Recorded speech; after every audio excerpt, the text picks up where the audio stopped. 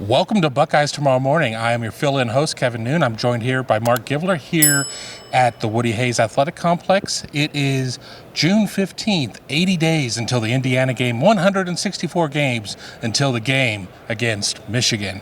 And camp season is alive and well here at Ohio State, and we just finished covering the camp on Tuesday. I guess I had to think Wednesday. And Mark, as you know, is our recruiting guru, and just overall impressions first and foremost from the camp.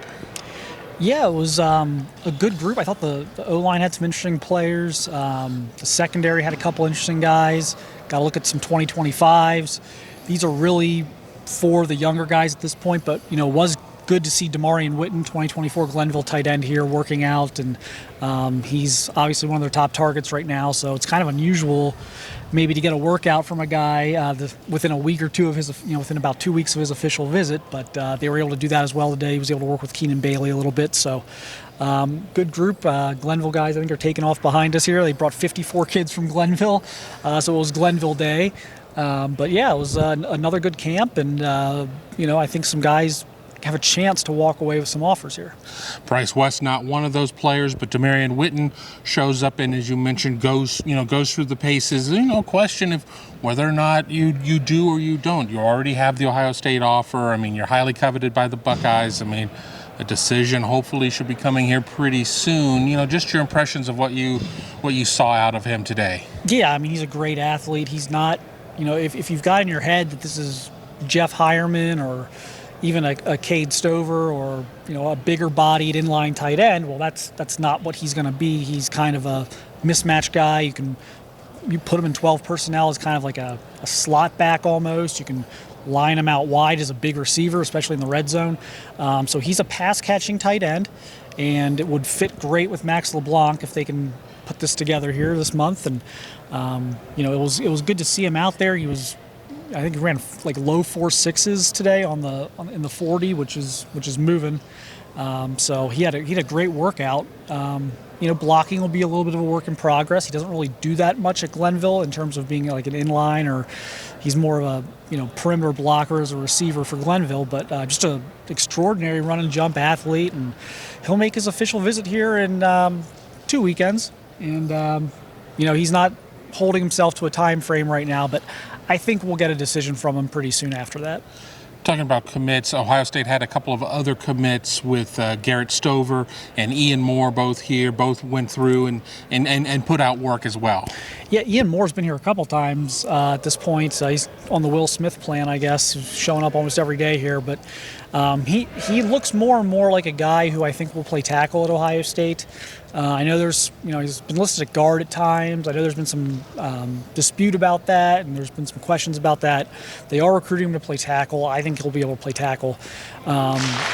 Garrett Stover continues to impress me. I mean, every time I see him, he impresses me. He plays the game at a different speed. The way he is able to close, they're doing the cat and mouse drill with the running backs, the way he's able to close on these guys and stay under control, it's really special. He's an aggressive kid. Quite frankly, he's the type of that aggressive north-south, get north-south, make the play type of linebackers I think they've been missing over the years. So I think he's one of the most underrated guys in Ohio. I think he's one of the most underrated guys in their recruiting class. I think he's a top 2 or 3 player in the state of Ohio. Yeah, he looked I watched him running the hoop drill, and he looked really good there. Moving on to uncommitted guys that came out and really had a chance to show some things off. Let's start with defensive back 2025 Trey McNutt. His build, he already looks like he's in college.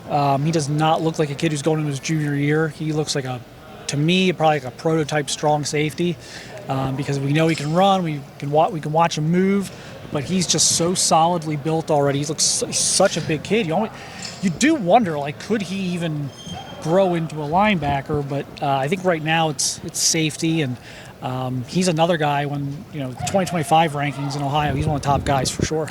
Yeah, he ran a 4.50 hand timed and a 4.53, so it was consistent. Ohio State during the camp always like, we're not going to cook your score. We're not going to give you a better time just because we like you. These are your times. So running 4.50 hand timed is I thought it was still pretty good. That's really good. You don't see a lot of sub 4.5s at this camp. They are pretty strict with the times, and so you see a lot of guys who think they're 4.4 or 4.5 running 4.6 and 4.7, and so he's a super athlete. He's easily a top 5 prospect in Ohio in that great 2025 class. Once again at an Ohio State camp, we had another player in from Cocoa out of Florida with Juwan Box, and he followed in the footsteps of, obviously Ohio State has Cedric Hawkins here already. We remember the Jamel Dean and the Bruce Judson situation and everything kind of happened there. Hilson, the defensive end, was here on the first camp. I mean, what did you see? Just Brian Hartline had a chance to have some receivers do a small group, and he was one of the guys that I thought really flashed in that group, in a talented-looking group. Yeah, he did. He was solid. He had good hands, good route running. I don't think he ran particularly well in the 40, and that's going to be something I think they're going to probably tell him to work on and maybe even run track or do something. But he's definitely a talent.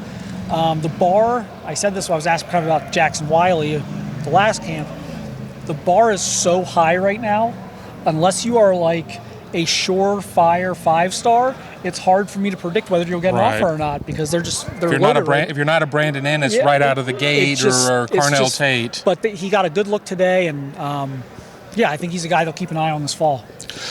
Some other guys as well that names are escaping me, but a defensive back out of the state of Connecticut that you had an eye on. Yeah, Ethan Long from Brunswick School in Connecticut was here. He's 6'2", 190-pound safety prospect, ran very well out there. I was watching Perry Aliano was really putting him through a tough workout and drills, and that's a kid you could see maybe get offered. I think he's inside right now, so we may find out soon enough on that. But that's a kid that wouldn't shock me if they moved on at some point.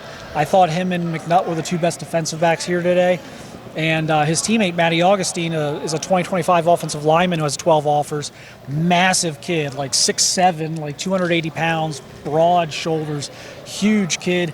Has some work to do on his feet, but was getting some good coaching from Fry, was fixing things on the go out there, and that's another kid I think will get a good look.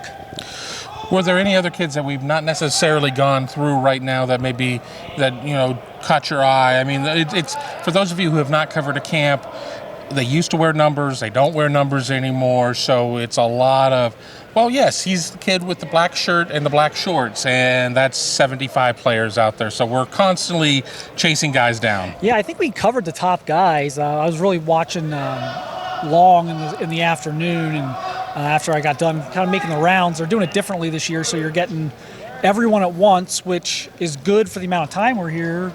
Get out here a little early, or get out here a little bit later. Leave a little earlier. And but at the same time, we're kind of running around trying to make sure we see everybody. But I thought that was.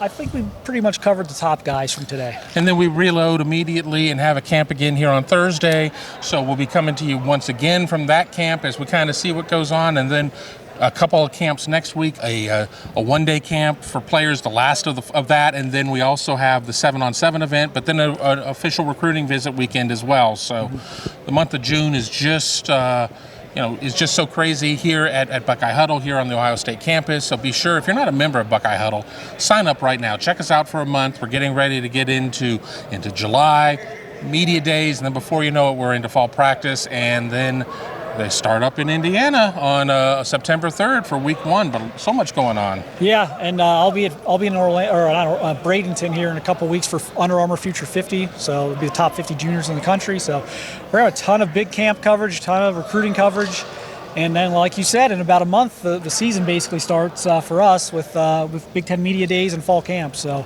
it's coming very quickly. But we'll have more on the upcoming official visit weekend in a separate video, of course. But for here at Buckeyes Tomorrow Morning, we just wanted to wrap up this big camp event. So for Mark, I'm Kevin. Want to thank you for watching, and we'll talk to you all very soon.